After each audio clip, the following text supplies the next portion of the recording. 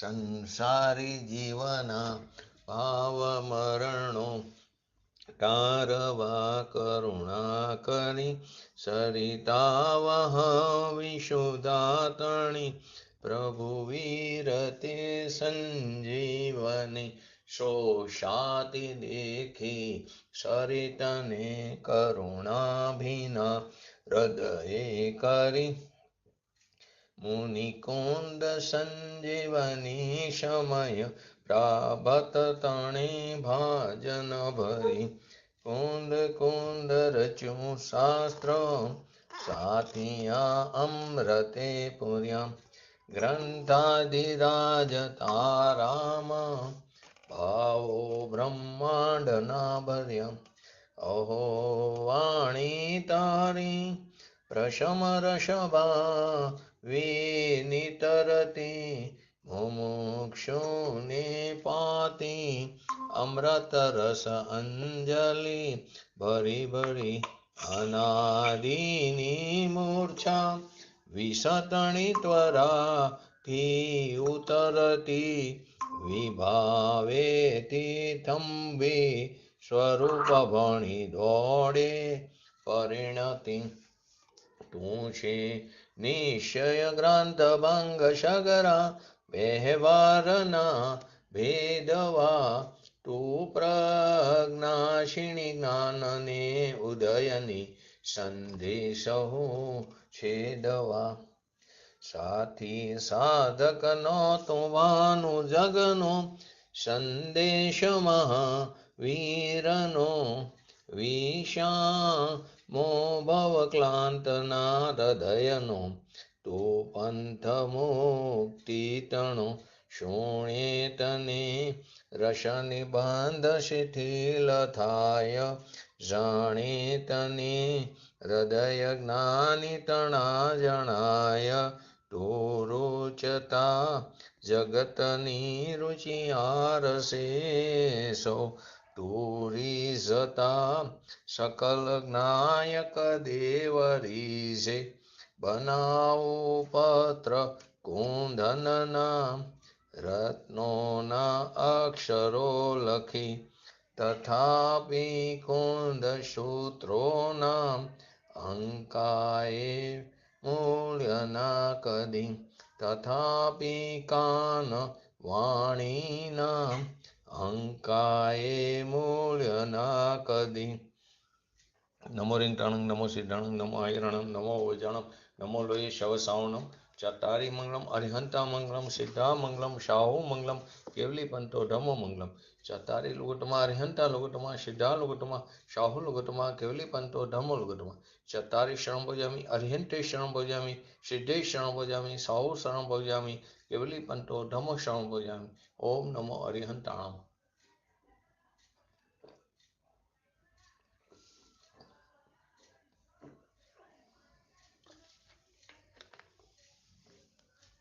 સમયસા ગ્રંથાધિરાજ 102 નંબરની ગાથા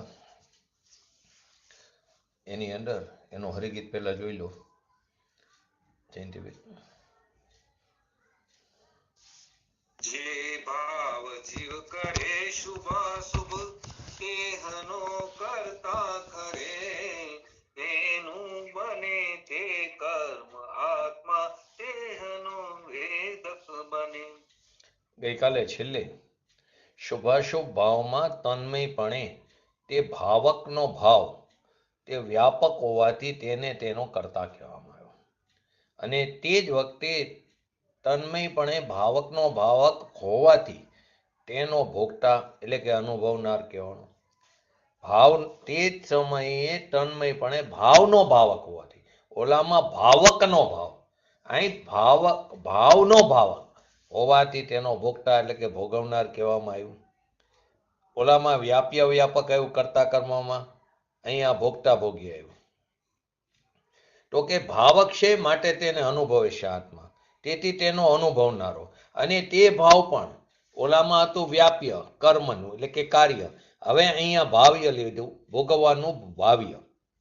તો વ્યાપ્ય જુદું, એ વ્યાપ્ય તો પર્યાય કાર્ય રૂપે થયું અને વ્યાપક એ કરતા થયો ને ભાવકનો ભાવ અનુભવનાર હોવાથી તે ભોગતા છે, અને તે ભાવ પણ તે વખતે તન્મયપણે તે આત્માનું ભાવ્ય હોવાથી એ જે ભાવ છે શુભાશુભ ભાવ એ પણ તે વખતે તન્મયપણે તે આત્માનું ભાવ્ય હોવાથી, ઓલામાં તો આત્માનું વ્યાપ્ય હોવાથી, અહીં ભાવ્ય હોવાથી, ઓલામાં હતો વ્યાપ્ય એટલે કાર્ય, અહીં આત્માનું ભાવ્ય હોવાથી એટલે કે તે ભોગતા છે.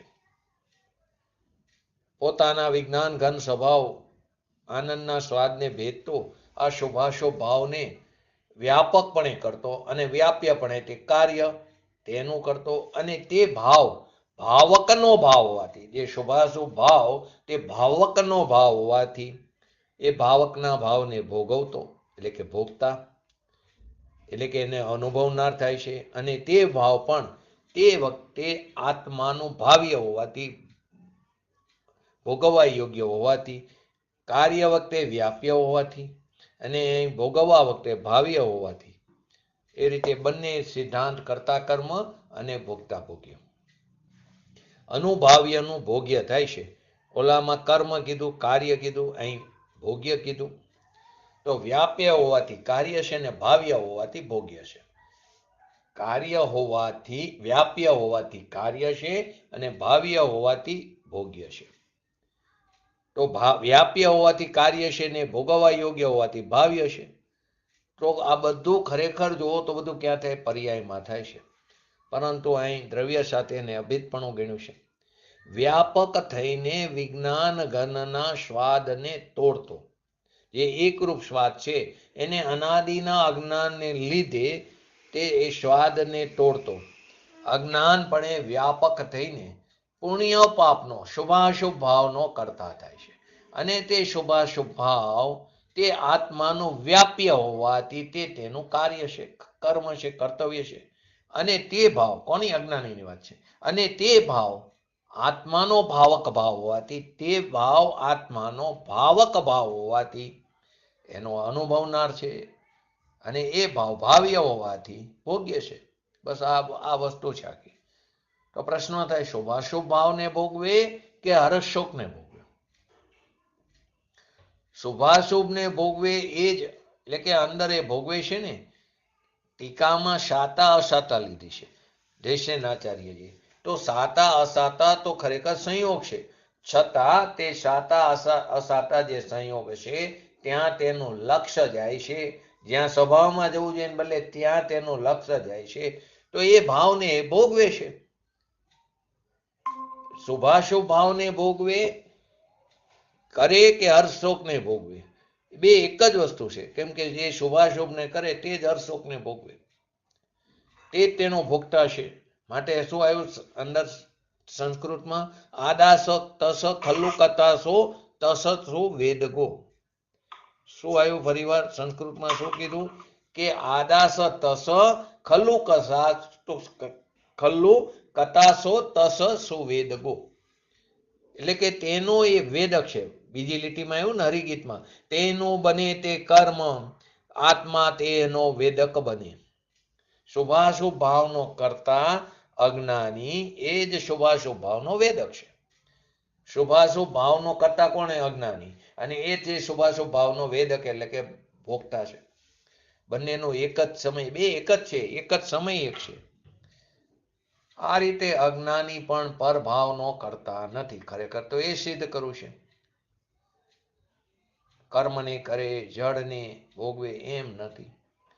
કર્મ જળ છે એને આત્મા કરે અને કર્મના ફળને જળને ભોગવે એમ નથી. અહીંયા વિપાકપણે એટલે કે ફળ રૂપે પુણ્ય પાપ થયા એને વ્યાપકથી કરે અને વ્યાપ્યપણું કર્મ એટલે કે કાર્ય કરે. અને એ ભાવકનો ભાવ, એ ભાવકનો ભાવ પોતે કરે. ભાવકનો ભાવ હોવાથી અનુભવે છે અને તે ભાવ્ય હોવાથી તે ભોગ્ય છે. બસ આટલું જ આખી ગાથાનો સારાંશ છે. એટલે કે પૂતગલ કર્મનો ઉદય થતા એ જળને, જે જળ રહ્યો જ્ઞાની તેને માત્ર ને માત્ર જાણે છે. ઉદય એટલે કે ઉદય થતા જે ભાવ થયો ને અંદર, એને પણ જ્ઞાની જાણે છે. જ્ઞાની ઉદય થતા જે ભાવ થયો એ ભાવને એ જ્ઞાની જાણે છે. પૂતગલ કર્મનો ઉદય થતા એનો અર્થ એમ કે અંદર જે શુભાશુભ ભાવ થયા એને જ્ઞાની જાણે છે. એ પૂર્ણ દશા નથી તો એને પણ શુભાશુભ ભાવ ત્યાં ઉદય થતા, કર્મનો ઉદય થતા, સ્થિતિ પૂરી થતા અનુભાગ આવ્યો તો શુભાશુભ ભાવ થયા એને પણ જ્ઞાની જાણે જ છે. જ્ઞાનનો જ ખરેખર એ કરતા થાય, જાણનાર પરિણામનો એ કરતા થાય છે. ધર્મી એને કીધું કે શુભ કે અશુભ ભાવ, દયા, દાન, વ્રત, તપ, ભક્તિ, ક્રોધ, માન, માયા, લોભ, તે બધા ભાવને તે જ્ઞાનમાં રહીને, આનંદમાં રહીને તે જાણે છે. એટલે કે તે જ્ઞાનનો જ કરતા થાય છે. અહીં મુખ્યતા પ્રધાનતા જ્ઞાનની કરી છે તો જ્ઞાનનો જ એ કરતા થાય છે. એટલે આત્માના સ્વભાવનો જ્ઞાની શુભાશુભ ભાવના એટલે કે રાગના કારે પોતે કેવો છે? શુદ્ધ સ્વરૂપ, શુદ્ધ ઉપાદાન જ છે. તેની પરિણીતિને કરતો, એ પોતાની પરિણીતિને કરતો એ શુભાશુભ ભાવને જાણે છે. માત્ર એને જાણવાનું જ્ઞાન એ એનું કાર્ય છે. એ જાણનાર પરિણામ, એ જાણનાર જે પરિણામ છે, જાણનારના એ પરિણામ જે છે એ એનું કાર્ય છે. જાણવાના જે પરિણામ છે એ એનું કાર્ય છે. શુભાશુભ ભાવ એનું કાર્ય નથી, ધર્મીનું, જ્ઞાનીનું. અજ્ઞાનીનું કાર્ય છે શુભાશુભ ભાવ. અહીંયા તો અત્યારે આ કાર્ય શુભાશુભ ક્રિયા, શુભ ક્રિયા કરે એને ધર્મ માનીને બેઠા, શુભ ભાવમાં ધર્મ માનીને બેઠા છે. અને જ્યારે પૂજ્ય ગુરુદેવશ્રીએ આ વાતને બહાર કરી કે શુભ ભાવ તે ધર્મ નથી, તે ખરેખર બંધનું કારણ છે, તો લોકો રાડ નાખી ગયા. જે ભાવે તીર્થંકર ગોત્ર બંધાય એ ભાવ પણ બંધનું કારણ છે.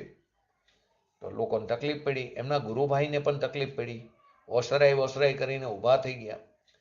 તો કે એમ લોકોને એકાંત લાગ્યું. તો પૂજ્ય ગુરુદેવ છે કે હા એકાંત છે, પણ સમ્યક એકાંત છે. જ્ઞાનનો જ કરતા થાય છે ખરેખર ધર્મી તો સ્વરૂપ જે જ્ઞાન આત્મા એનો એ કરતા, એનો એ રચનારો થાય છે. વાસ્તવમાં જો તો જ્ઞાનની પર્યાય ષષ્ઠકારક રૂપે પરિણમતી ઊભી થાય છે. જ્ઞાનની પર્યાયના ષષ્ઠકારકો, પર્યાયના કરતા કર્મ કરણ સંપ્રદાન અપાદાન અધિકરણ, તો જ્ઞાનની પર્યાય ષષ્ઠકારક રૂપે પરિણમતી સ્વયં ઊભી થાય છે. પણ અહીંયા આત્મા એને કરે જ્ઞાનને, એમ અહીંયા બતાવશે. બીજું કોઈ દ્રવ્ય નહીં, એ આત્મા એને કરે છે એમ અહીંયા બતાવશે. જો અહીં એક વાત આવી તો આજે એની એ સાથે એ વસ્તુ પણ લઈ લઈએ ગાથાની અંદર. આપણે આ પહેલા પણ એકવાર આવી ગયું છે, ફરી વાર એને રિપીટ કરી. આપણે શું વાત બોલ્યો હું કે પર્યાયના ષષ્ઠકારકો. શું કીધું? પર્યાયના ષષ્ઠકારકો. જ્ઞાનની પર્યાય ષષ્ઠકારક રૂપે પરિણમતી સ્વયં ઊભી થાય છે. તો ખરેખર શું વસ્તુ સ્વરૂપ કેવું છે? સર્વે દ્રવ્યો અનંત દ્રવ્યો છે. બધા દ્રવ્યોની પ્રત્યેક પર્યાયમાં છ એ કારક એક સાથે વર્તે. એક સમયે અનંતી પર્યાય થાય છે, કેમ કે અનંતા ગુણો છે તો અનંતી પર્યાય થાય. તો છ એ કારકો બધી પર્યાયમાં એક સાથે વર્તે છે. તેથી આત્માની કે પૂતગલ હોય એની શુદ્ધ કે અશુદ્ધ, બાકી ધર્માસ્થી અધર્માસ્થી આકાશકારની તો શુદ્ધ જ છે, પણ આત્માની કે પૂતગલની શુદ્ધ કે અશુદ્ધ દશામાં છ એ કારકો સ્વયં પરિણમન કરે છે. અન્ય કોઈ કારકોની અપેક્ષા નથી, અન્ય કોઈ કારણોની તે અપેક્ષા રાખતા નથી. કારક એટલે શું? કારક વખતે 6 પ્રશ્નો ઉભા થાય. પહેલું, કાર્ય કોણે કર્યું? કોઈ પણ વસ્તુ કાર્ય કોણે કર્યું? શું કર્યું? કયા સાધન દ્વારા કર્યું? કોના માટે કર્યું?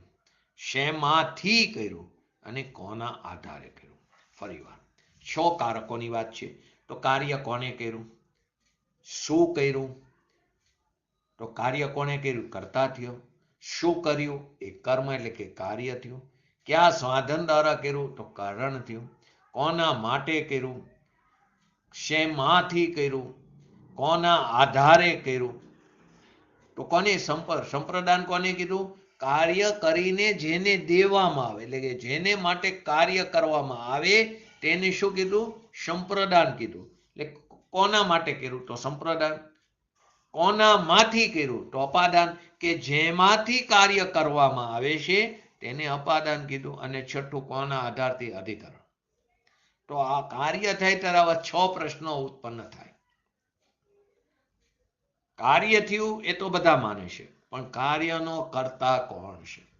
કાર્ય તો હર સમયે પરિણમન થાય એ તો બધા લોકો માને છે, પરંતુ એનો કર્તા કોણ? આના જવાબમાં એક જ્ઞાની સિવાય આખા જગતની ભૂલ પડેલી છે. જ્ઞાની ધર્માત્મા સિવાય કર્તામાં જ ભૂલ પડી છે જગતની. કેમ? તો કે 6 કારકોનું સાચું જ્ઞાન ન હોવાથી જીવ કરતા બનીને, પોતે સ્વયં કરતા બનીને 4 ગતિમાં આપણે અનાદિકાળથી પરિભ્રમણ કરી રહ્યા છીએ, અને એ પરિભ્રમણના ફળ સ્વરૂપ ઘોર દુઃખને વેદી રહ્યા છે. જો આ 6 કારકોનું આપણને યથાર્થ જ્ઞાન થઈ જાય તો આ સંસારનો અભાવ થઈ જાય, સંસાર મર્યાદિત થઈ જાય, સંસાર પરિત થઈ જાય. પહેલો તો સિદ્ધાંત એ છે, વારંવાર એ પણ હું શબ્દ બોલું છું, કર્તા અને કર્મ જુદા જુદા ન હોય. કર્તા ક્યાંય, કર્મ એટલે કે કાર્ય, અહીં કર્મ એટલે દ્રવ્ય કર્મની વાત નથી, કર્મ ક્યાંય એમ નથી. કર્મ એટલે કારણ, કાર્ય. તો કારણ અને કાર્ય જુદા ન હોય. જ્યાં કારણ છે ત્યાં જ એનું કાર્ય છે. ખરેખર આ 2 વાક્ય, કર્તા અને કર્મ જુદા જુદા ન હોય, એટલે કે કારણ અને કાર્ય જુદા ન હોય, આ 2 વાક્ય ઊંડા રહસ્યમય છે. ખરેખર જોવો તો પદાર્થ વિજ્ઞાનની આ પરમ ટોચ કીધી. 6 કારકો તત્ સ્વરૂપમાં જ હોય છે. 6 કારકો, 6 કારકો કેવા હોય છે? અભેદ હોય છે. માટે જ્યાં જ્યાં કર્તા ત્યાં ત્યાં જ કર્મ હોય છે. કાર્ય એટલે કર્તા કર્મ અભિન્ન સત્તામાં જ હોય. કર્તા અને કર્મ અભિન્ન સત્તામાં જ હોય છે. જુદી જુદી જગ્યાએ ન હોય. જ્યાં કર્તા છે ત્યાં જ એનું કાર્ય છે. દ્રવ્યના જે ષષ્ટકારો, અહીં આપણે અત્યારે 102 નંબરની ગાથામાં 6 કારકોની વાત આવી. તો દ્રવ્યના પણ 6 કારકો છે અને પર્યાયના પણ 6 કારકો છે. તો દ્રવ્યના જે ષષ્ટકારકો છે તે શક્તિ રૂપે હોવાથી, આપણે એક્ઝામ્પલથી સમજશું તો જલ્દી ખ્યાલ આવશે. દ્રવ્યના જે ષષ્ટકારકો છે તે શક્તિ રૂપે હોવાથી કેવા છે? અવ્યક્ત છે. દ્રવ્ય કુટસ્થ છે ને, બોલી છે આપણે, તો એમાં પણ ષષ્ટકારકો છે. એનામાં પણ કર્તા કર્મ કરણ સંપ્રદાન અપાદાન અધિકરણ છે. તો એ શક્તિ રૂપે હોવાથી તે અવ્યક્ત છે, અપ્રગટ છે, અને એ જ નિશ્ચય છે. પર્યાયના જે ષષ્ટકારકો છે તે વ્યક્ત રૂપે હોવાથી તે પ્રગટ હોય છે. તે પરિણમન રૂપ હોય છે. તે ઉત્પાદ વ્યય રૂપ છે. તેથી જ ક્રિયા જે છે ને એ ક્યાં થાય? પર્યાયમાં થાય છે. ક્રિયા દ્રવ્યમાં નથી થતી, ક્રિયા ક્યાં થાય? પર્યાયમાં થાય છે. વ્યક્ત રૂપ હોવાથી કાર્ય પ્રગટ દેખાય છે. વ્યક્ત રૂપ હોવાથી કાર્ય કેવું? પ્રગટ દેખાય છે. એને અનુભવી શકાય છે. દ્રવ્ય તો કેવું હોય? ત્રિકાર ધ્રુવ છે, એ અકર્તા છે. અને પર્યાય કેવી છે? એક સમયની ક્ષણિક ધ્રુવ્ય રૂપ છે. તો એક જ જગ્યાએ વર્તમાન પર્યાયમાં જ હોય છે કારણ અને કાર્ય, અર્થાત કર્તા અને કર્મ. કેમ કે કારકો કેવા છે? અભિન્ન જ રહેશે. કાર્ય તેના ષષ્ટકારકોની પર્યાયોમાં સ્વયં થાય છે. જે અત્યારે આપણે સમજ્યા, જ્ઞાનની પર્યાય જ્ઞાનીની, જ્ઞાનની પર્યાય ષષ્ટકારકો રૂપે પરિણમતી સ્વયં ઊભી થાય છે. એને આત્મા એને કરે એ તો અહીં અત્યારે સમજાવવા માટે વાત છે.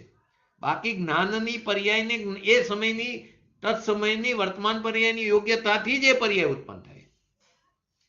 તો કે એ જે કાર્ય જે છે તેના ષષ્ટકારકો પર્યાયમાં જ થાય છે. કેમ કે પર્યાય પણ મહા સામર્થ્યવાન છે. કેમ કે કાર્ય પર્યાયમાં થાય, ભૂલ પર્યાયમાં થાય, સંસાર પર્યાયમાં છે, મોક્ષ પર્યાયમાં છે, વેદન પર્યાયમાં છે, નિર્ણય પર્યાયમાં થાય છે, નિત્યનો નિર્ણય અનિત્યમાં થાય છે, ને મોક્ષ પણ પર્યાયમાં કીધું. તો ક્રિયા, બીજું વાક્ય, બીજો સિદ્ધાંત, ક્રિયા પોતે જ પોતાથી સ્વયં જન્મ લેશે. ક્રિયા પોતે જ પોતાથી સ્વયં જન્મ લેશે. એટલે ક્રિયા કોઈથી રોકી શકાતી નથી. ક્રિયા પોતે જ પોતાથી સ્વયં જન્મ લેશે એટલે કોઈથી રોકી શકાતી નથી. તો કે કાર્ય ક્યાં થાય છે? પ્રશ્ન એ છે. એનો યથાર્થ બોધ વગર કાર્ય કેમ પ્રગટ થશે? તો પહેલા તો સાચો નિર્ણય કરો, કાર્ય ક્યાં થાય છે, એનું કર્તા કોણ છે. અને કર્તા અને કર્મ એક જ વસ્તુમાં હોય છે, પર્યાય પણ વસ્તુ છે, પરંતુ એક ક્ષણિક સત છે. કાર્ય ક્યાંક અને કર્તા ક્યાંક એમ ન હોય. કર્તા અને કર્મ અભેદ હોય છે. કર્તા અને કર્મ કો, કાર્ય અને કારણ કો, બધું એક જ વસ્તુ છે. જ્ઞાતા અને જ્ઞેય, ધ્યાન ધ્યાતા અને ધ્યેય, આ બધા નિયમથી કેવા છે? અભિન્ન છે, અભેદ છે. સદુપયોગ તે જ્ઞાન ગુણના નિમિત્તે થતી જ્ઞાનની પર્યાય છે. સદુપયોગ તે ખરેખર જ્ઞાન ગુણના નિમિત્તે થતી જ્ઞાનની પર્યાય છે. હવે તે ચારિત્રની પર્યાયને શું કરે? કંઈ ન કરી શકે. કેમ? તો કે પર્યાય વચ્ચે પણ અત્યંત અભાવ હોય છે. દ્રવ્ય વચ્ચે તો અત્યંત અભાવ, પણ પર્યાય વચ્ચે પણ અત્યંત અભાવ હોય છે.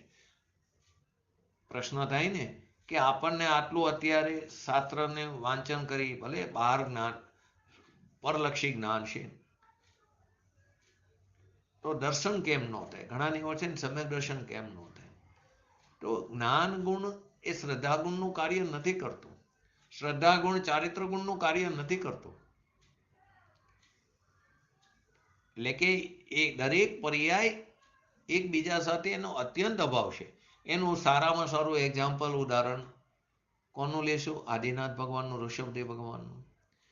જન્મથી 3 જ્ઞાનના ધણી હતા, સમ્યક દર્શન સાથે લઈને આવેલા, છતાં ચારિત્રપણું, મુનિ યોગ્ય ચારિત્રપણું, ચોથું ગુણસ્થાન હતું. એટલે સ્વરૂપાચરણ ચારિત્રની વાત નથી, સકલ ચારિત્રની વાત છે. મુનિ યોગ્ય ચારિત્ર કેટલા વર્ષો પછી થયું જયંતિભાઈ?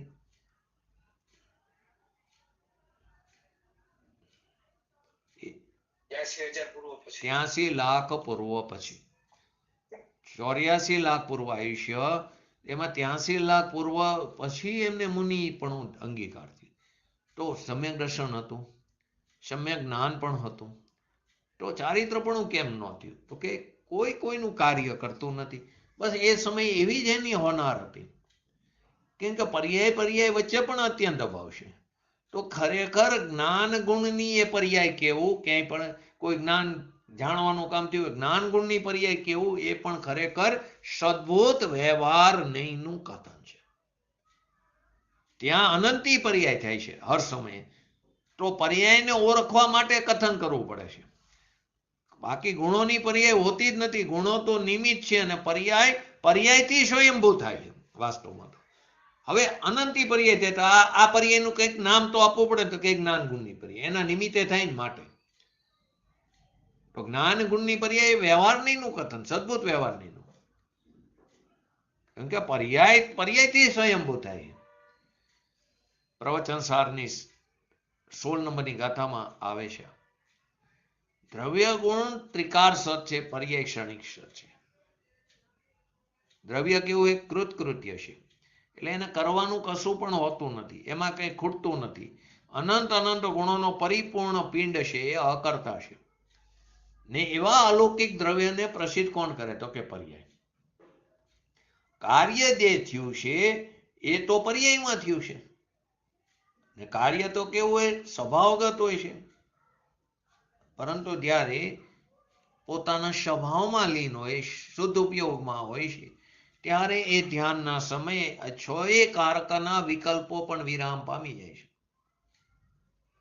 જગતમાં કોઈ દ્રવ્ય કોઈનું કરતા નથી, અને દ્રવ્ય પણ પર્યાયનું કરતા નથી. અહીં અત્યારે એમ આપણે કીધું કે આત્મા તેને કરે. કોને? વિતરાગ પર્યાયને, જ્ઞાનની પર્યાય. એ કેવું? એ ખરેખર તો વ્યવહારનું કથન, ખરેખર પર્યાયથી થાય છે. તો કે આખું દ્રવ્ય સંબંધીનો પોતાનો બોધ એનું જ્ઞાન પોતાથી પોતાને પર્યાયને જ્યારે થાય છે, આખા દ્રવ્ય સંબંધીનો બોધ એટલે કે પોતાનું જ્ઞાન પોતાથી પોતાને પર્યાયને જ્યારે થાય છે જ્ઞાન, ત્યારે તે પર્યાય અકર્તા થશે, એટલે કે તે અંતર્મુખ થશે. ત્યારે જ સમ્યક દર્શન પ્રગટ થશે અને એને ધર્મ થશે. એ વખતે એમ કહેવામાં આવે કે પર્યાય દ્રવ્યમય બની ગઈ. આનું નામ ધર્મ છે, આનું નામ તપ છે, આનું નામ ધ્યાન છે. તો કે છ એ કારકો વર્તમાનમાં ઉઠતી અનંત પર્યાયોમાં થાય છે ને વળી પ્રત્યેક પર્યાયમાં તે અભેદ છે. છ એ કારકો નિરપેક્ષ છે અને કોઈની અપેક્ષા નથી. પૂજ્ય ગુરુદેવશ્રીના આ ષષ્ઠકારકની વાત 1974 ગુજરાતી સાલ પ્રમાણે મુંબઈમાં જન્મ જયંતિના પ્રસંગે હજારો માણસોની મેદનીમાં એમને બોલેલા કે આ કારકની વાત વારંવાર કેમ આવે છે મને ખબર નથી, પણ આવે છે અંતરના ઊંડાણથી. અંતરના ઊંડાણમાંથી આ કારકોની વાત આવે છે. કેમ કે પદાર્થના બંધારણના વિભાગમાં આ ષષ્ઠકારકની વાત એ ખરેખર વિજ્ઞાનની પરાકાષ્ઠા છે, વિતરાગ વિજ્ઞાન. કેમ કે ષષ્ઠકારકથી જ પર્યાયની સિદ્ધિ થાય છે. એટલે કે પર્યાય હું પરની અકર્તા છું એવી સમજણ કરે છે. અને કેમ કે ભૂલ જ જગતને કરતા કર્મ સંબંધી એ ભૂલ મોટા મોટી. માટે અધિકારમાં ઘણા બધા સિદ્ધાંતો આવી જાય કરતા કર્મ અધિકારમાં. 50 ગાયમાં 62 નંબરની ગાથા, સમયસારમાં કરતા કર્મ અધિકાર, પ્રવચન સારમાં 15 અને 16 નંબરની ગાથા, બધી ષષ્ઠકારકો બતાવ્યા છે. તો હવે આપણે એને દ્રવ્યના ષષ્ઠકારકો અને પર્યાયના ષષ્ઠકારકો એક્ઝામ્પલથી સમજી. બે કે ત્રણ એક્ઝામ્પલ જોઈ લઈએ. દ્રવ્યના પણ 6 કારકો, પણ એ શક્તિ રૂપે અવ્યક્ત છે. શક્તિ કો ગુણ કો એ બધા કેવા છે? ધ્રુવ છે. તે અકર્તા, તે કુટસ્થ છે. ગુણો અનંત છે ને ગુણોના સમૂહને દ્રવ્ય કીધું. ને દ્રવ્ય અનાદિ અનંત છે, ગુણો પણ અનાદિ અનંત છે. પર્યાયના 6 કારકો વ્યક્ત છે, એટલે કે કાર્ય ત્યાં થાય છે. હવે એક્ઝામ્પલ, એક રૂનું પોમડું, આ એક્ઝામ્પલ પણ લીધેલું આપણે. એક રૂના પોમડા પાસે, રૂનું પોમડું લો એટલે કે નાનું એવું, એની પાસે 1,00,000 મણનો ચકમકનો પથ્થર મૂકો. ચકમક હોય ને, જેને ઘસો એટલે અગ્નિ જરે, એ ચકમકનો પથ્થર 1,00,000 મણનો, ને રૂનું પોમડું ખાલી. એ પોમડા પાસે એ ચકમકનો એવડો મોટો પથ્થર મૂકો, અથવા તો 1,00,000 દિવાસળીની પેટીઓ મૂકો, ખાલી દિવાસળીનું માચીસ બોક્સ મૂકો, તો રૂનું પોમડું સરકશે? નહીં સરકે. અહીં કહેવા શું માંગે? એ દિવાસળી જે છે ને ટૂંકું, એની અંદર તો શક્તિ પડેલી છે, પરંતુ તે અવ્યક્ત છે. એ ચકમકના 1,00,000 મણના પથ્થરમાં પણ અગ્નિ લબોલબ ભરેલી, પરંતુ તે શક્તિ રૂપે અવ્યક્ત છે. એ તો શું તે રૂનું પોમડું સરકશે કે નહીં સરગે? એ રૂનું પોમડું. કેમ કે ચકમકના પથ્થરને જો તમે અડો તો એ ચકમકનો પથ્થર ઠંડો લાગે છે અડતા, પરંતુ અંદર તો લબાલબ અગ્નિથી ભરેલો છે. પણ એ અગ્નિ કેવી? શક્તિ રૂપે છે, ધ્રુવ છે, અપ્રગટ છે, કુટસ્થ છે, અકર્તા છે. એ અકર્તા શક્તિ રૂપ પડેલી છે.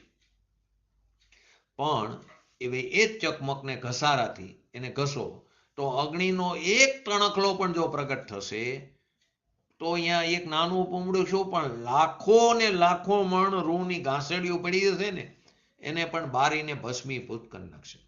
ખાલી એક તણખલો ઘસવાથી, ખાલી એક તણખલો ઉત્પન્ન થાય તો લાખો મણની રૂની ઘાસડીને ભસ્મીભૂત કરી નાખે. પૂમડું તો બહુ દૂરની વાત રહી. તો ખરેખર ચકમકનો પથ્થર તો અગ્નિનો પિંડ જ હતો, શક્તિ રૂપે હતો. તો એના વડે તો કાર્ય ન થયું શક્તિ વડે, પણ વ્યક્ત ટણકલાથી થયું. એટલે એ પ્રગટ પર્યાયમાં થયું ને, વ્યક્ત ટણકલાથી કાર્ય થયું. એટલે પર્યાયના ષષ્ઠકારકોની વાત છે. એવી જ રીતે બીજું એક્ઝામ્પલ પણ લો. 2 કિલો તલ લઈને કડાઈમાં નાખો, અગ્નિ ઉપર મૂકો. 2 કિલો તલનું તેલ, 2 કિલો તલ લઈને, તેલે નહીં, 2 કિલો તલ લઈને કડાઈની અંદર નાખો, ખાલી તલ, ને એને અગ્નિ ઉપર મૂકો. 2 કિલો તલ લઈને કડાઈમાં નાખો અને તેને અગ્નિ ઉપર મૂકો. તો એમાં શું પૂરી તરી શકાશે? નહીં તરી શકાય. તલ નકામા જશે, લોટ નકામો જશે, અગ્નિ, પૈસા, સમય બધું નકામું ફોગટ જશે. તો પૂરીઓ તલમાં નહીં પણ તેના વ્યક્ત થતા રૂપમાં, એનું વ્યક્ત થતું રૂપ તલનું તેલ, એના વ્યક્ત થતા રૂપમાં એટલે ક્રમે પ્રગટ થયેલા વ્યક્ત તેલમાં તરી શકાય છે. એટલે કે કાર્ય વ્યક્ત પર્યાયમાં, જેવી રીતે આપણે ચકમકનું એક્ઝામ્પલ લીધું કે રૂના પૂમડા પાસે ચકમકનો લાખો મણનો ચકમકનો પથ્થર મૂક્યો, અંદર તો અગ્નિ પડેલો હતો, વ્યક્ત રૂપે, અવ્યક્ત રૂપે, શક્તિ રૂપે લબો ભરેલો હતો અંદર અગ્નિ ચકમકના પથ્થરમાં, અને હળો તો ઠંડો લાગે, પરંતુ એનાથી રૂનું નાનું પૂમડું પણ નહીં હરગે. પરંતુ એને ઘસો તો અગ્નિનું ખાલી એક ટણકલું થયું તો લાખો મણ રૂની ઘાસડી સળગી જશે. શક્તિ રૂપે હતું પરંતુ અવ્યક્ત હતું. એટલે કે દ્રવ્યના શ્રેષ્ઠ કારકો અવ્યક્ત છે, પર્યાયના શ્રેષ્ઠ કારકો એ વ્યક્તપણે પ્રગટ છે. તો પૂરી તલમાં નહીં પણ તેના વ્યક્ત થતા રૂપમાં તે તરી શકાય. એટલે કાર્ય વ્યક્ત પર્યાયમાં થાય છે. આ દ્રષ્ટાંત 2 લીધા, એની અંદર ચકમક લીધું, ત્રણખો લો, તલ લો, તેલ લો, એ બધી ખરેખર તો પર્યાય, કોઈ દ્રવ્ય નથી, પણ સમજવા માટે ચકમક અને તલને દ્રવ્ય બતાવવામાં આવ્યા ઉપચારથી. સિદ્ધાંતમાં જો તો ધ્રુવ આત્મા જે છે, ત્રિકારી દ્રવ્ય, તે અનંત શક્તિમય છે. ઓલા દ્રષ્ટાંત હતું, તેનામાં અનંત જ્ઞાન, અનંત દર્શન, અનંત સુખ, અનંત વીર્ય, બધું કેવું છે? શક્તિમય છે. તે કાર્ય નહીં કરે, એ તો અકર્તા છે. જેમ ચકમકનો પથ્થર અંદર અગ્નિ લબોલબ ભાઈ કાર્ય નહીં કરે, અકર્તા છે. ઉત્પાદ વ્યય રહિત છે, એમાં કાર્ય નહીં થાય. એ જ્ઞાન, સુખ વગેરેનું રૂપ પર્યાયમાં પ્રગટ થશે. પ્રગટ થાય એટલે કે વ્યક્ત થાય, એ પર્યાયમાં થાય. એટલે કે પદાર્થને 2 પડખા છે ને, એક દ્રવ્યાંશ અને એક પર્યાંશ, ત્યારે જે પૂર્ણ વસ્તુ કહેવાય છે. તો સમ્યક દર્શન, કેવળ જ્ઞાન પર્યાયમાં પ્રગટ થાય છે. ક્ષણિક ઉપાદાન, ક્ષણિક જે ઉત્પાદ રૂપ ઉપાદાન છે, જે 3જા નંબરનો કારણ, કાર્યના 4 કારણ કીધા હતા. એક ત્રિકારી ઉપાદાન, એક અંતરક્ષણવર્તી પૂર્વ પર્યાયનો વ્યય, એક તત્સમયની વર્તમાન એટલે કે ક્ષણિક ઉપાદાન, અને ચોથું નિમિત્ત. તો કે એ જે ક્ષણિક ઉત્પાદ રૂપ ઉપાદાન છે, એનાથી વર્તમાન પર્યાયમાં કાર્ય થાય છે. અથવા બીજા અપેક્ષાએ કહો તો તત્સમયની વર્તમાન પર્યાયની યોગ્યતા. પર્યાયમાં અનંત ગુણ જેવું પોતાનું રૂપ છે. કાર્ય જ્યારે પ્રગટ થાય ત્યારે દ્રવ્ય જ ત્યાં નિમિત્ત હોય છે. દ્રવ્ય અને પર્યાય વચ્ચે અવિનાભાવ સંબંધ છે. દ્રવ્ય અને પર્યાય વચ્ચે અવિનાભાવ સંબંધ છે. દ્રવ્ય ગુણ કેવા છે? અંતરંગ નિમિત્ત કીધા. એટલે કે જ્યારે જ્યારે કાર્ય થાય ત્યારે દ્રવ્ય બધાને એક જ કોમન હોય. અંતરંગ નિમિત્ત હંમેશા એક જ હોય. બહિરંગ નિમિત્ત અલગ અલગ હોઈ શકે. જ્યારે જ્યારે જીવને સમ્યક દર્શન પ્રગટ થાય ત્યારે અંતરંગ નિમિત્ત એટલે શું કે દર્શન મોનીય કર્મનો અભાવ. બહિરંગ નિમિત્ત કોઈને સાચા દેવ પુરુષ શાસ્ત્રનો શરણ, કોઈને તારા ખરતા જોવે એનાથી થાય, કોઈને નીલાંજલાના મૃત્યુથી થાય, તો એ બહિરંગ નિમિત્ત થયા. પણ અંતરંગ નિમિત્ત તો બધાને દર્શન મોનીય કર્મનો અભાવ. તો કે દ્રવ્ય ગુણ અંતરંગ નિમિત્ત છે, ત્યારે પર્યાય દ્રવ્ય સન્મુખ થઈ, તદ્રૂપ થઈ ગઈ. એટલે કે એ વર્તમાન પર્યાય જ પરમાત્મા બની ગઈ. તો કાર્ય ક્યાં થાય છે? કાર્ય શામાં થશે? કાર્ય કેમ થાય? એની વિધિ શું? એના યથાર્થ બોધ વગર કાર્ય કેવી રીતે પ્રગટ થાય? આપણે એમ બોલીએ કેમ કાર્ય નથી થતું? કારણ પરમાત્મા તો છે, પણ કાર્ય ક્યાં થાય છે? કાર્ય શામાં થશે? કાર્ય કેમ થાય? એની વિધિ તો જાણવી પડશે ને. તો પહેલા સાચો નિર્ણય કરવો પડે. આપણે સાચો નિર્ણય અભ્યાસથી થશે, સ્વાધ્યાયથી થશે, પછી નિશ્ચય જાતે કરી કે કાર્ય ક્યાં થાય છે. નહીતર આવા અનંત ઉપાય અનાદિકાળથી કરતા રહ્યા પણ બધા નિરર્થક જશે. માટે કીધું જેને નિશ્ચય નથી એનો વ્યવહાર પણ ખોટો છે. એને ખરેખર નિશ્ચય છે જ નહીં, એને નિશ્ચયાભાસ છે. નિશ્ચય વગર કાર્ય કેમ પ્રગટ થાય? જ્ઞાન વગર ધ્યાન કેમ થાય? આત્મજ્ઞાન પામવાની વિધિ છે અને વિધિ વગર નિધિ કેવી રીતે મળે? નિધિ મળે તો સિદ્ધિ મળશે, તો સિદ્ધ પ્રભુ થવાશે. વ્યાકરણની અપેક્ષાએ લો તો કારકો 6 જ લીધા, તો વ્યાકરણમાં તો વિભક્તિ 8 હોય છે. તો 2 વિભક્તિને કાઢીને કે સંબંધ વિભક્તિ અને સંબોધન વિભક્તિ. બાકી વ્યાકરણ આપણે ગુજરાતીમાં કરીએ ને અહીંયા પણ આ 6 તો વિભક્તિ હોય છે. 8 વિભક્તિમાંથી આ 6 કર્તા કર્મ કરણ વાળી. પરંતુ એ 2 વિભક્તિ જે કાઢીને કે તત્વજ્ઞાનમાં ઉપયોગી નથી. એટલે 6ઠી વિભક્તિમાં કાર્યપણું નથી અને 8મી સંબોધન વિભક્તિમાં પણ કાર્યપણું નથી. જ્ઞાનીઓ કોઈ સાથે સંબંધ રાખવા માંગતા નથી અને કોઈને સંબોધન કરવા માંગતા નથી. તો સંબંધ વિભક્તિ જે કીધી 6ઠી વિભક્તિ, એ 6ઠી વિભક્તિ સંબંધ વિભક્તિ કે આ મારું મકાન, આ મારા ગુરુ, એ વગેરે જ્ઞાનીઓ માનતા નથી. અને સંબોધનમાં હે રામ, હે લક્ષ્મણ, હે પ્રભુ એવી એની અંદર કોઈ ક્રિયા નથી. એટલે જ્ઞાની કોઈને સંબોધન કરવા માંગતા નથી. કેમ કે પ્રત્યેક જીવ શક્તિ અપેક્ષા કેવો હોય? સિદ્ધ સમાન છે.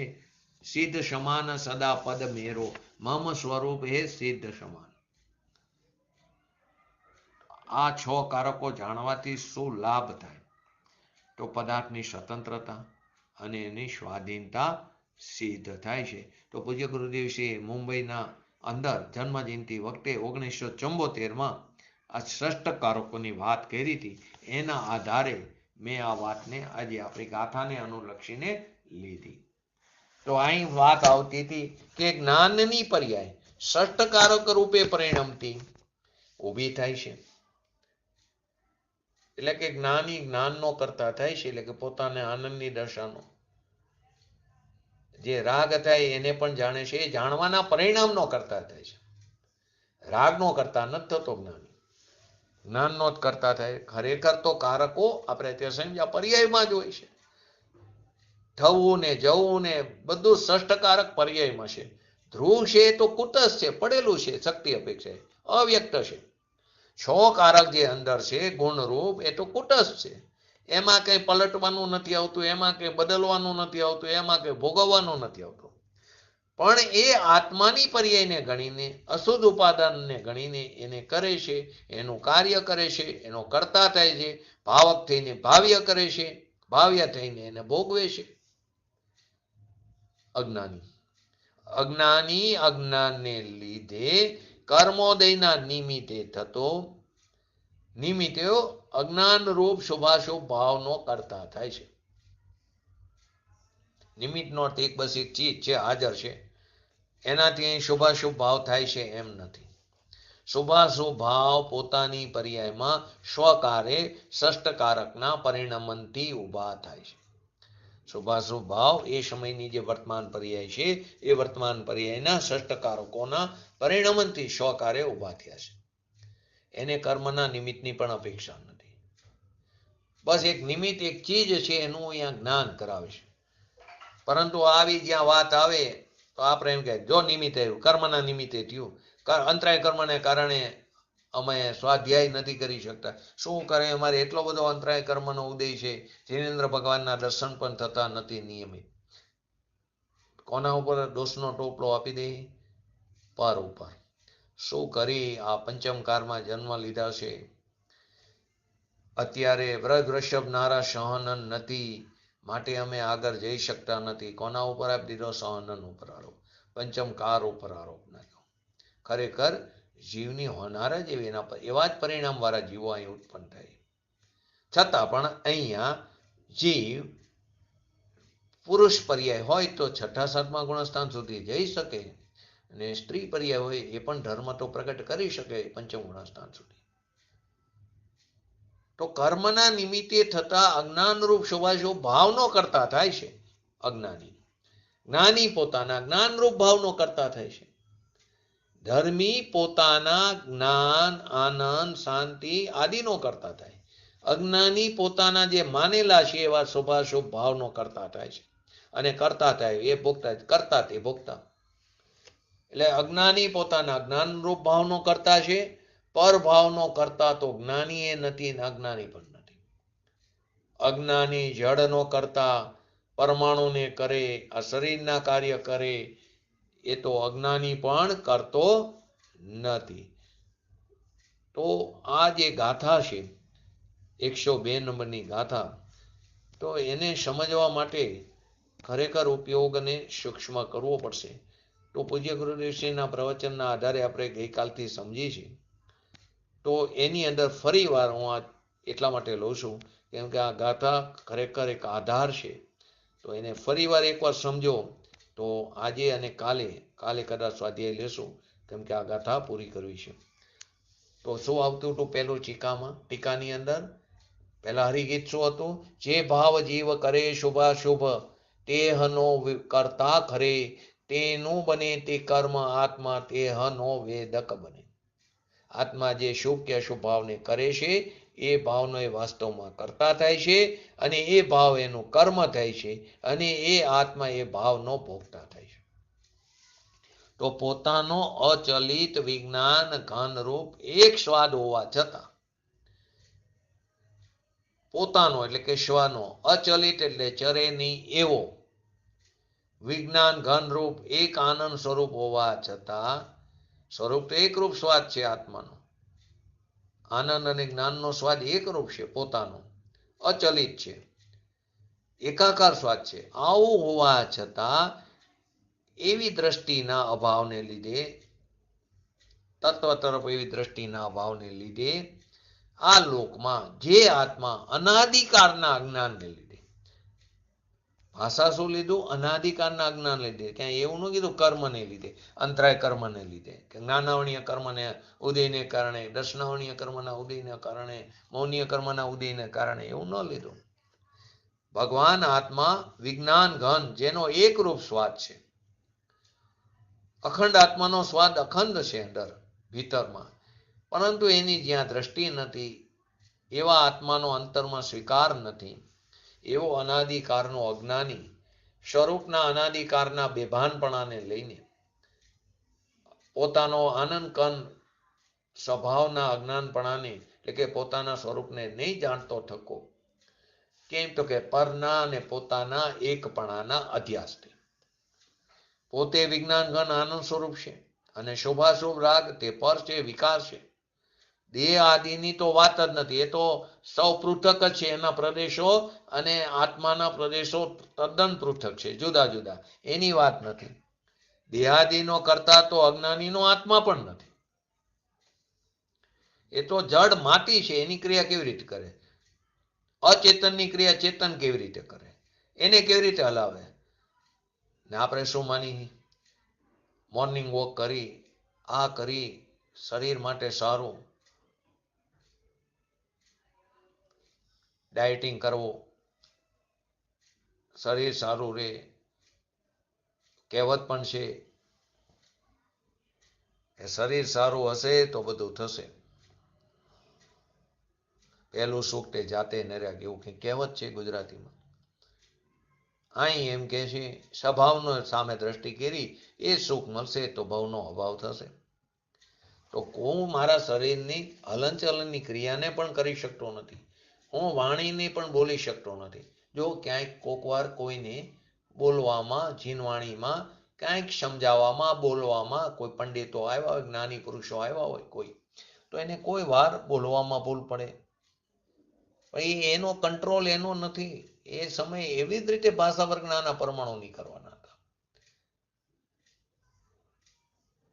એને કેવી રીતે આત્મા હોય, એમાં શું મૌન રહે, એને પોતાના શરીરને કેવી રીતે ગતિ કરે? એ તો બધી જડની પર્યાય છે. ને ભગવાન આત્મા તો અચલિત છે, વિજ્ઞાન ઘન સ્વરૂપ છે. જેણે અણિન્દ્રિય આત્માના વિજ્ઞાન ઘનના સ્વાદની એક રૂપ જેને દ્રષ્ટિ નથી, કેમ તો કે અનાદિકાળના જ્ઞાનને લીધે એને એનું પોતાના સ્વભાવનું જ્ઞાન જ નથી કર્યું.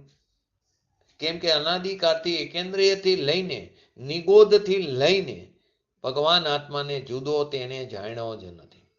જે જુદો છે તેને જુદો જાણ્યો જ નથી. એટલે કે પરના એટલે કે પુણ્ય પાપના ભાવને, પર એટલે બહારના પરની વાત નથી, કુટુંબ કબીલા આદિની તો વાત જ નથી.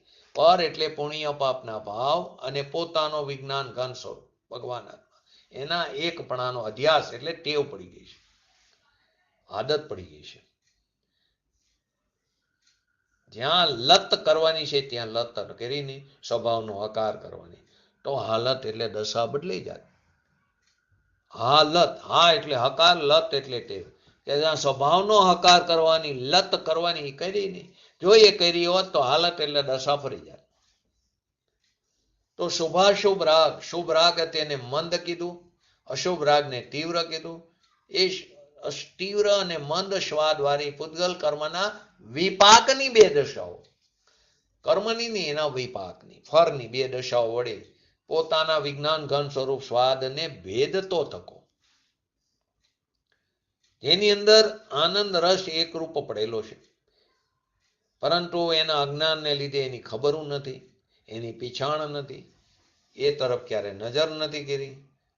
અને પર એટલે પુણ્ય પાપના વિકલ્પો, દયા દાન વ્રત તપ હિંસા ચોરી જૂઠ આદિ પાપ પરિણામ, એ પરના અને પોતાના વિજ્ઞાન ઘનના આનંદના સ્વાદને અને પુણ્ય પાપના મંદ તીવ્ર જે પરિણામ, શુભ અશુભ ભાવ, એના એકપણાના અધ્યાસથી, ટેવને કારણે, બેમાં એકપણાના આદતથી ટેવાઈ ગયેલો હોવાથી, કેમ કે શુભ રાગ છે મંદ સ્વાદ છે અને અશુભ રાગ એ તીવ્ર સ્વાદ છે આકુરતાનો, એ બે દશા વડે પોતાના વિજ્ઞાન ઘન સ્વરૂપ સ્વાદ અને ભેદતો ટકો. એક્ઝામ્પલ પણ ગઈકાલે લીધું હતું, જેમ પાણીમાં પૂર આવે, પાણીનું પૂર આવે નદીની અંદર, તો વચ્ચે પુલ આવે, તો પાણીનું પૂર જ્યાં પુલ આવે ત્યાં એનો ભેદ પડી જાય, બે ત્રણ ફાંટા પડી જાય છે. અથવા તો વચ્ચે પથ્થર આવી જાય, શિલા આવી જાય, તો એના બે ત્રણ પાણીના ફાંટા પડી જાય છે. એકરૂપ પાણીના પ્રવાહમાં ખંડ પડી જાય છે, પથ્થરને કારણે, શિલાને કારણે. એમ ભગવાન આત્મા એકરૂપ ચૈતન્ય વિજ્ઞાન ઘનનો પૂર છે, એમાં એના મન અને તીવ્ર શુભાશુભ પરિણામનો પુલ એને ખંડ ખંડ કરી નાખે છે અજ્ઞાનને કારણે. તો મંદ અને તીવ્ર સ્વાદ વાળી પૂતગલ કર્મના વિપાકની, ખરેખર પાક પૂતગલનો છે, ભગવાન ચૈતન્યનો પાક નથી. ભગવાન આત્માના ક્ષેત્રનો પાક તો કેવો હોય, અતિન્દ્રિય આનંદ, એમાં એ જ પાક હોય. પણ શું કરી, પાકની સાથે પુણ્યના રાડા પણ આવે, અનાજ ઉગાડો તો સાથે ઘાસ પણ ઉગે, એ રાડા આવે, અતિન્દ્રિય આનંદ પાકે, એ એનું ક્ષેત્ર છે ભગવાન આત્માનું. જો કોઈ જગ્યાએ ઘઉં પાકે, કોઈ જગ્યાએ ચોખા પાકે, ક્યાંક ડાંગર પાકે કે શેરડી પાકે, બધે અલગ અલગ પાકે. જ્યાં એ પાકે ત્યાં બીજી વસ્તુ ન પાકે, જ્યાં કરથી પાકે ત્યાં ચોખા ન પાકે. તો ભગવાન આત્મા એક આનંદના સ્વાદની ખાણ છે, એકરૂપ અખંડ પ્રદેશીમાં અતિન્દ્રિય આનંદનું ધામ છે. પણ અજ્ઞાની એના સ્વભાવને ન જાણતા, અનાદિના અજ્ઞાનને લીધે જે મંદ અને તીવ્ર જે પૂતગલ કર્મના વિપાકની દશાઓ છે, એનાથી પોતાના સ્વાદને ભેદતો થકો. જો કર્મને લઈને નહીં, પરને લઈને નહીં, નિમિત્તને લઈને નહીં, પરંતુ શુભાશુભ ભાવને લઈને, જ્યાં અંદર એને કરતાપણું માન્યું, જ્યાં પોતે સ્વયં વ્યાપક થયો, ત્યાં વ્યાપ્ય વ્યાપકપણું માન્યું, એટલે કરતા કર્મપણું માન્યું, ત્યાં તેનો ભોગતા ભોગ્ય થયો.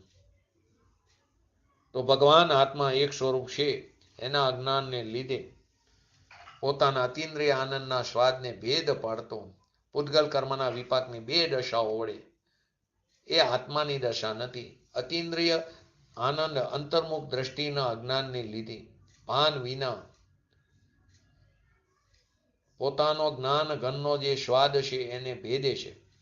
પુણ્ય પાપના પરિણામને કરતો, શુભાશુભ ભાવને રચતો, શુભ અને અશુભ રાગની પર્યાયને પર્યાયપણે સ્વીકારતો, પોતાના આનંદના સ્વાદને તોડે છે.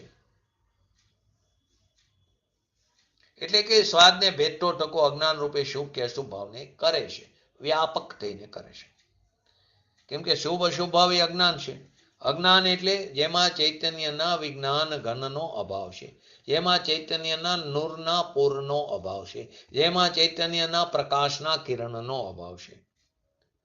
અહીં રજકણ એટલે પૂતગલ રજકણની વાત નથી, જેની અંદર સ્પર્શ રસ ગંધ વર્ણ નથી, એની વાત નથી. આ તો જ્યાંની અંદર ચૈતન્યના પ્રકાશના નૂરનો શુભ અશુભ ભાવમાં અભાવ છે, એથી તેને અહીંયા અજ્ઞાન કહેવામાં આવ્યું છે. એ ભાવને કરે છે. કેમ કરે છે? પોતાના અજ્ઞાનને લઈને. પુણ્ય પાપની પાપમાં પાક દશા જે કર્મની છે, એ કર્મનું ફળ છે, પૂતગલનું ફળ છે, એને કરતો શુભાશુભ ભાવને કરે છે કે જેમાં જ્ઞાન સ્વરૂપનો અભાવ છે, જેમાં ચૈતન્ય મૂર્તિ નથી, એવા શુભાશુભ ભાવને કરે છે. કેમ? પોતાના સ્વભાવ ઉપર દ્રષ્ટિ નથી, એકરૂપ સ્વાદ નથી એને. તો એ આત્મા તે વખતે તન્મયપણે તે ભાવનો વ્યાપક હોવાથી શુભાશુભ ભાવમાં એકરૂપપણે તે વ્યાપે છે. તે વ્યાપ્યનું વ્યાપક હોવાથી એ ભાવનો વ્યાપક આત્મા છે, એનો કરતા આત્મા છે. અહીં એમ કે શુભ ભાવથી ધર્મ થાય, શુભ ભાવથી સંકિત થાય, પુણ્યના ફળ સ્વરૂપે અર્યંત પદ મળે. અહીં એમ કે છે કે શુભ ભાવ વડે એકરૂપ સ્વાદ, એને મંદ સ્વાદ જે કર્મનો વિપાક છે, શુભ ભાવ મંદ સ્વાદ છે, એ સ્વાદ ભેદ કરે છે. હવે જે ભેદ પામે તે ભાવ અભેદપણાની વાત કેવી રીતે કરે? એને પોતાની ચૈતન્યની સામર્થ્ય દશા અંતરમાં ભાસતી નથી કે હું પોતે પરમેશ્વર છું. રાગની વિભૂતિ એ મારી ચીજમાં નથી. એ રાગની વિભૂતિ તે મારું સ્વરૂપ નથી, ચૈતન્યથી ભિન્ન જાતિનું છે, કજાત છે. એ જાતની મારામાં ભાત પડતી નથી. અહીં તો આપણે 5-25 લાખ પૈસા હોય, સારી સ્ત્રી મળી હોય, સારા છોકરાઓ મળ્યા હોય, ત્યાં હોય, એને પણ સારું ઘર મળી જાય, સારા મકાન હોય, સુંદર શરીર હોય, તો કે અમારી વિભૂતિ છે. તો કે તારી વિભૂતિ તો બહાર રહી ગઈ ક્યાંય. આ તો અંતરના શુભાશુભ ભાવની વિભૂતિ. એને પણ જો તે મારી મેની, તો તું તારા આત્માના સ્વાદનું લૂંટે છે, તું તારા આત્માના સ્વાદનો ઘાત કરે છે, તું તારા આત્માની હિંસા કરે છે, તું તારા આત્માનું કડક ભાષામાં પૂજ્ય ગુરુદેવજી બોલે કે ખૂન કરી નાખે છે. એને તું મારી નાખે છે, મરણ તુલ્ય કરી નાખે છે. કોઈ પણ પદાર્થ હોય થોડો સ્વભાવ વિનાનો હોય, અને સ્વભાવ હોય હંમેશા ત્રિકાર હોય. તો ભગવાન આત્માનો સ્વભાવ તો કયો? જ્ઞાન સ્વભાવ, આનંદ સ્વભાવ, શાંતિ સ્વભાવ, ચારિત્ર સ્વભાવ, એ બધો ત્રિકાર આત્મામાં પીડ્યો છે. એવું વિતરાગ સ્વભાવ વાળો હું તત્વ છું. અને એવા વિતરાગી સ્વભાવના સ્વાદને એક રૂપને શુભાશુભ ભાવ વડે મેં તોડ્યું, અને એ શુભાશુભનો વ્યાપક થઈને હું કરતા થઉં છું. આ અવસર મેળ્યો છે, મનુષ્ય અવતાર ટાણા મેળ્યા છે, તો એની સામે આપણે દ્રષ્ટિ નથી કરતા. આળસ કરી નાખી, જેવી રીતે સમુદ્રમાં આળસ કરી છે ને, નાનો એવો રૂમાલ હોય, આળસ કરી તો સમુદ્ર દેખાય નહીં, તો આળસ કરી નાખી છે મિથ્યા માન્યતાઓની, મિથ્યાત્વની આળસ કરીને આઠડા રાખી છે. આપણને આપણી દયા નથી. આપણો એકરૂપ જે વિજ્ઞાન ઘન સ્વભાવ છે ને, પોતાનો ભગવાન આત્મા, એના સ્વાદને રાખવો એ આપણી રક્ષા છે, એ મારી રક્ષા છે. મારા એકરૂપ વિજ્ઞાન ઘન સ્વાદને રાખવો એ મારી રક્ષા છે. અને શુભાશુભ પરિણામથી એકરૂપ આનંદના સ્વાદને તોડવો, શુભાશુભ પરિણામથી, મારી વાત કરી રહ્યો છું, દરેકે પોતાના પરિણામની વાત કરવી. શુભાશુભ પરિણામથી એકરૂપ આનંદના સ્વાદને તોડવો એ મારી હિંસા છે, મારા સ્વભાવની હિંસા છે. શુભભાવની હિંસા કીધી, લોકોને તકલીફ પડે. તો કે હા, એ વિકલ્પ શુભાશુભ ચૈતન્યના ધામની અંદર ક્યાં છે? એનો તો એમાં અભાવ છે. એ તો પરબારા કર્મના લક્ષ્ય, કર્મના પાકના લક્ષ્ય ઉત્પન્ન થયેલા ભાવો છે, એના નિમિત્તે ઉત્પન્ન થયેલા ભાવ છે. અને તેથી તેના કરતાપણાથી તન્મય પર્યાયમાં થાય.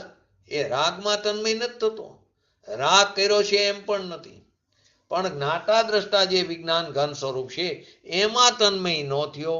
તો એ વિજ્ઞાન ઘનને શુભાશુભ પરિણામ દ્વારા ભેદતો, તોડતો, પાણી જેમ ખંડ ખંડ થાય એમ ખંડ કરતો, એ શુભાશુભ પરિણામમાં વ્યાપક થઈને વ્યાપ્ય રૂપી દશાને તું કરે છે, એનો કરતા થાય છે.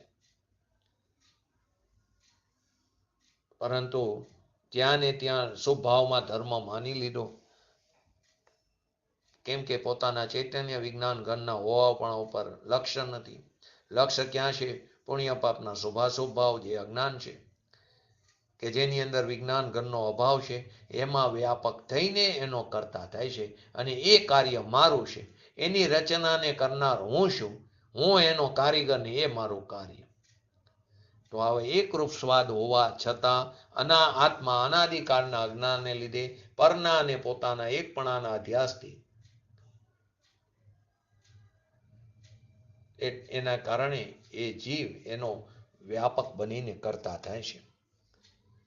જે હોવાનો એને અધ્યાસ કર્યો છે ને, એ ખરેખર વસ્તુમાં નથી. વિભાવની એકતાનો અધ્યાસ જેટલો તૂટે તેટલો આનંદ પ્રગટ થાય. વિભાવનો ત્યાગ કર્યો કહેવાય એટલો, એનું નામ ત્યાગ છે. વિભાવનો અભ્યાસ છૂટીને સ્વભાવનો અભ્યાસ થાય, એનું નામ વિભાવનો ત્યાગ કર્યો કહેવામાં આવે છે. નાસ્તિથી અસ્થિથી સ્વભાવની રસ આવે, એની અધિકતા વિસ્મયતા થાય તો વિભાવ ઉત્પન્ન જ ન થાય, એને વિભાવનો નાશ કર્યો એમ કહેવામાં આવે. એ ત્યાગ વિના બહારનો ગમે એટલો ત્યાગ કરી, એ બધું અજ્ઞાન કીધું, ભ્રમ કીધું. અને એ ભ્રમ થઈ જાય, મેં ત્યાગ કર્યો, હું ત્યાગી થઈ ગયો, મેં કંઈક કર્યું તો એ તું મિથ્યાત્વને પોષેશ. તો એ વખતે તન્મય પણ એ ભાવનો વ્યાપક હોવાથી તેનો તું કરતા થાસ, અને તે ભાવ પણ તે વખતે તન્મયપણે તે આત્માનું વ્યાપ્ય હોવાથી તે તેનું કાર્ય થાય છે. આવું દશા અનાદિથી અજ્ઞાનીને અજ્ઞાનથી વર્તે છે. આવતીકાલે ભોગતા ભોગ્યની વાત કરશું. તો આપણે પણ આપણા આત્માને સમજી ઓળખીને આપણી પર્યાયમાં શીઘ્ર ને શીઘ્ર વિતરાગતા પ્રગટ કરી એવી પરમ વિરલ ભાવના સાથે આજનું એક તત્વ પૂરું કરું. જય જીનેન્દ્ર. બોલો જીનવાણી સ્તુતિ.